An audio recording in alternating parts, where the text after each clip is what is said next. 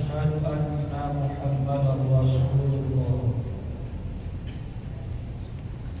اللهم صل وسلم وبارك على محمد وعلى آله وصحبه أجمعين.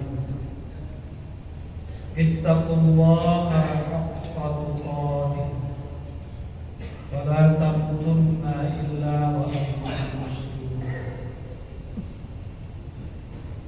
قال الله تعالى في كتابه الكريم: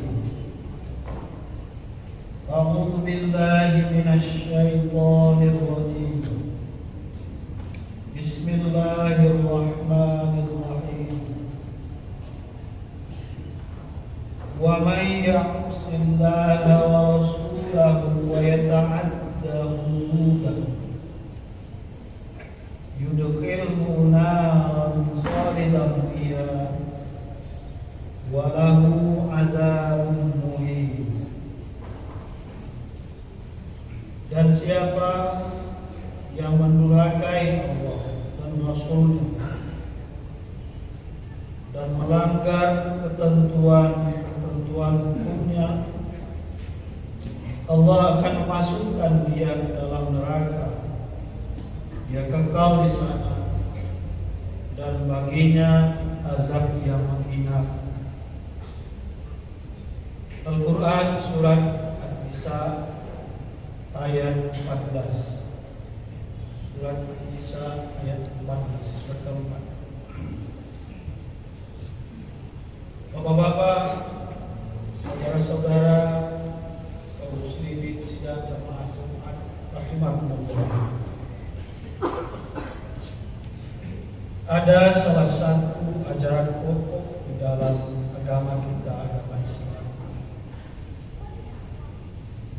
yang tidak hanya ditelantarkan, tapi malahan ditinggalkan oleh banyak kaum muslimin, yaitu ajaran tentang membagi harta waris. Jika ada seseorang meninggal, dia meninggalkan harta. Setelah dikeluarkan uang urusan jenazah, setelah dibayar utang, setelah ditunaikan amanat yang baik, itu harta tidak dibagi. Ada yang ditelantarkan, ada yang dikuasai oleh orang tertentu saja. Kalaupun ada yang dibagi, ada yang dibagi menurut mau beberapa pihak. Mungkin diantaranya ada yang tidak mengetahui bahwa tentang hal ini ada ajaran yang sangat detail dalam agama kita dan pelaksanaannya sangat ketat. Ada 3 hal yang perlu kita renungi agar kita tidak terperosok terlalu dalam atau lebih dalam lagi dalam masalah ini. Yang pertama, dari segi turunnya ayat-ayat yang menjelaskan tentang pembagian harta waris, ayat mawaris ini diturunkan dengan sangat istimewa. Disebutkan oleh Jabir bin Abdullah yang tentang dia awalnya ayat ini turunkan. Dia menceritakan begini: suatu ketika saya sakit, maridku, fa'adani Rasulullah SAW wa Abu Bakr wa Umayyah. Jadi Jabir ini sakit. Kemudian Nabi dan Abu Bakar datang mengunjunginya. Fa'adhan, Nabi kemudian mendatangi saya, kata Jabir. Wa ummiya alayya, yang ketika itu saya sedang pingsan. Jadi ini diceritakan oleh Jabir beberapa waktu belakang. Jadi ketika dia mendatangi saya dalam keadaan pingsan. Kemudian fatawadda Rasulullah SAW fasyabba alayya wudu'ah. Kemudian Nabi berwudu dan sisa wudunya itu dipercikkan saya, kata Jabir, sehingga fa'afaqtu alaihi wasallam kemudian sadar. Setelah sadar itu, dia kemudian bertanya kepada Rasulullah, "Ya Rasulullah, kaifa asna'u fi mali? Kaifa aqdi fi mali?" Jadi dia merasa sakitnya ini sudah mendekatkannya kepada kematian. Jadi dia bertanya begini, "Ya Rasulullah, apa atau bagaimana yang harus kuperbuat terhadap harta? Apa yang harus kuputuskan terhadap harta?" Dua pertanyaan beruntun dia sampaikan. Kata Jabir, "Falam yajibni bi syai'in hatta nazalat ayatul mawaris." Nabi tidak menjawab sedikit pun dua pertanyaan itu sampai kemudian turun ayat tentang waris. Jadi di sini mengesankan Nabi itu tidak ingin sedikit pun mencampurkan redaksi Allah dengan apa yang dia mau sampaikan berkaitan dengan ketentuan ini. Jadi ayat tentang pembagian warisan ini langsung diatur oleh Al-Quran, dan Nabi tidak menyampaikan, tidak mengutipnya dengan kemudian dicampurkan bersamaan kata-kata. Kalau ibarat orang mau menyampaikan pesan penting dari penulis tertentu pada orang lain misalnya, dia tidak bikin artikel baru, apakah dengan mengutip dengan bahasanya sendiri sumber tadi, dia tidak mau. Juga termasuk mengutip langsung. Nabi tidak menyampaikan hadis di sini, juga tidak hadis di sini, tetapi kitab Qur'annya itu langsung dihadirkan. Malam yajibni bi syai'in, Nabi tak menjawab sedikit pun pertanyaan yang dua beruntun itu, hatta nazalat ayatul mawaris, sampai kemudian turun ayat tentang waris. Itu makanya disebut ilmu faraid, ilmu yang kewajiban, ilmu yang menjelaskan tentang sesuatu yang Allah wajibkan secara langsung. Itu yang pertama. Kemudian yang kedua, jika kita perhatikan ayat-ayat tentang pembagian harta warisan itu sangat rinci. Mustahil kan ayat ini merinci dengan begitu detail, kemudian untuk dipajang-pajang deh. Apa gunanya saya jelaskan ini secara detail padahal kalau hanya untuk kau dengar? Kan tandanya ada tuntutan di balik detailnya itu. Ayat 11, ayat 12, ayat 176, 3 ayat itu secara jelas menerangkan tentang teknis pembagian warisan ini, pada siapa saja warisan diberikan dan berapa bagian, apa kondisi-kondisi yang melingkupinya sehingga bagian-bagiannya itu berubah. Yusikumullahu fi auladikum lidzakari mithlu hadzil unsayyain. Allah wasiatkan kepada ketika bagi warisan itu untuk anak-anak, di mana laki-laki jatahnya 2 kali dari perempuan. Jelas disebut 2 kali. Lidzakari mithlu hadzil unsayyain. Jatah seorang laki-laki itu 2 kali bagian perempuan atau bagian 2 anak. Tidak ada tafsiran lain selain laki-laki 2 kali anak perempuan. Wa in kunna nisa'an fawqa ithnataini falahunna thulutha ma taraka wa in kanat wahidatan falaha nisfu. Jika kamu dah punya anak laki-laki, jangan perempuan saja. Jika jumlahnya 2 atau lebih, bagiannya adalah 2/3. Dan jika dia anak perempuan 1 orang saja, dia dapat setengah.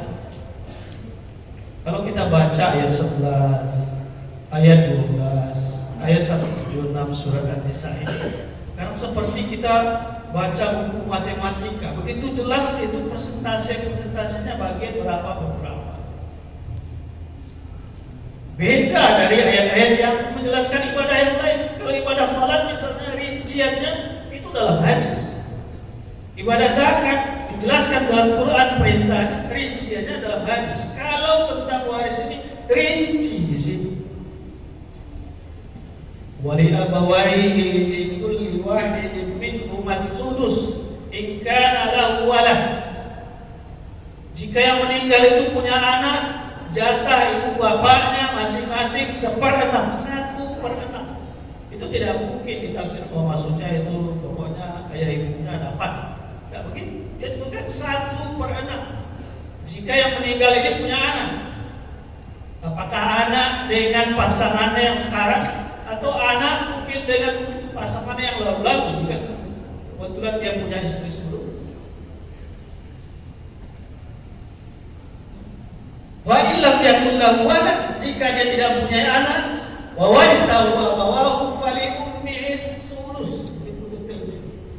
Jika dia tidak punya anak dan pewarisnya hanya ayah ibunya saja, maka ibunya dapat 1/3. 1/6, 1/3. Itu betul sekali. Karena nanti dan bapaknya nanti akan jadi asabah, gantikan anak laki-laki. Berapa sisa harta itu untuk anak laki-laki, untuk ayahnya. Begitu juga dengan suami, begitu juga dengan istri.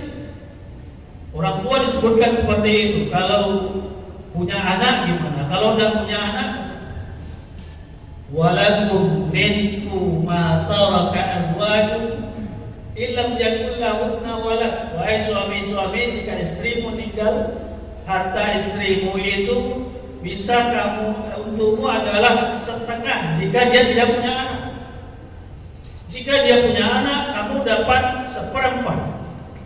Jika kamu meninggal, kemudian yang mewarisi diantaranya istri. Jika kamu punya anak, jatah istrimu 1/8. Jika kamu tidak punya anak, jatah istrimu 1/8. Kalau tidak punya anak, jatahnya 1/4.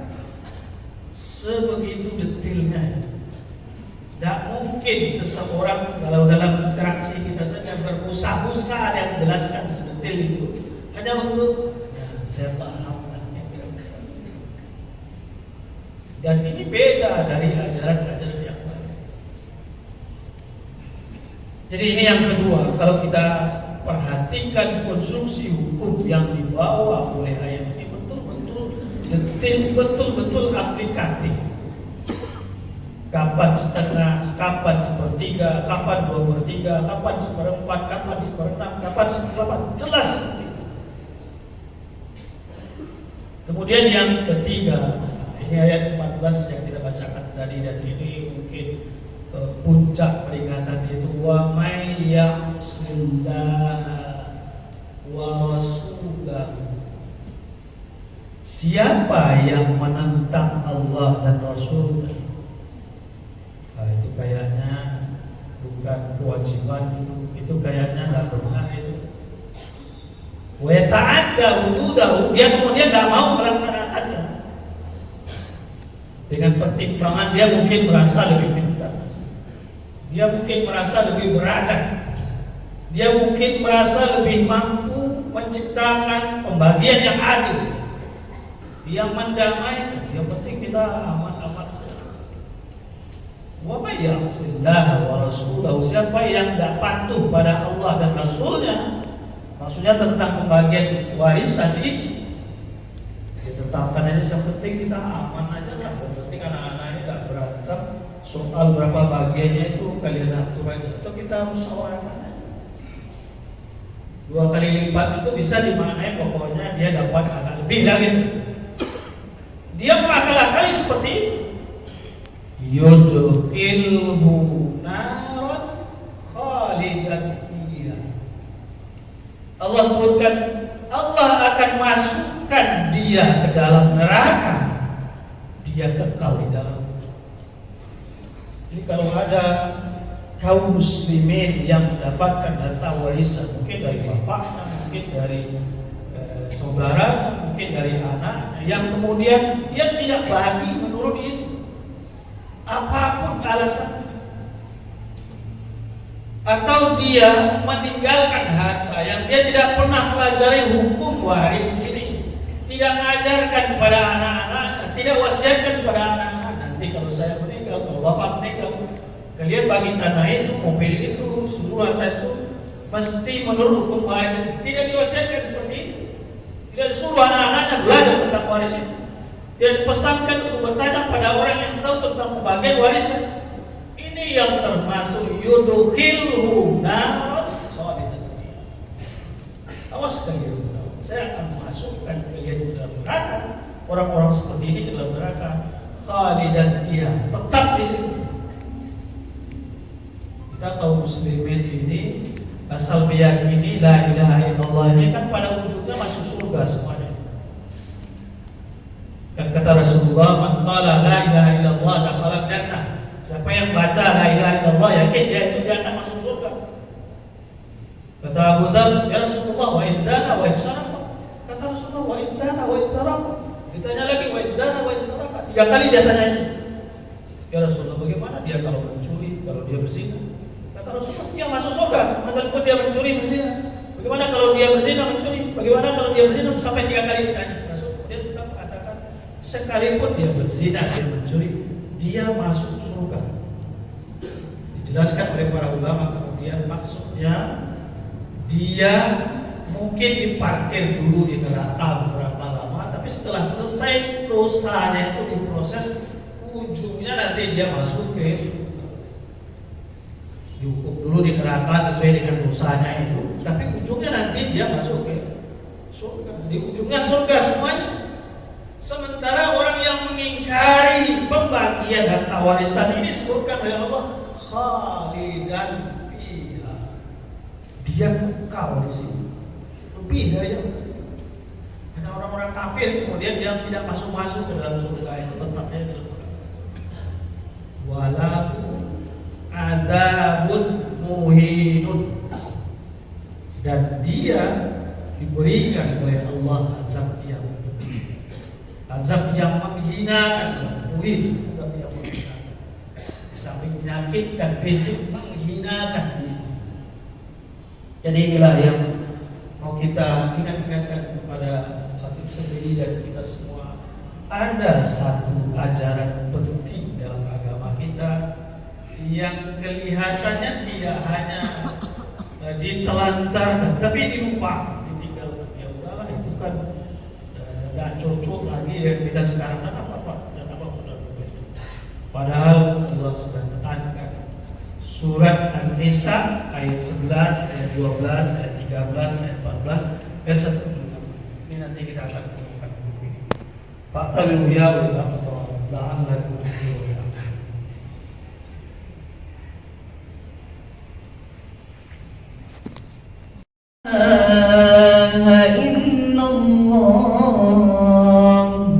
أشهد أن محمدا رسول الله حي على الصلاة.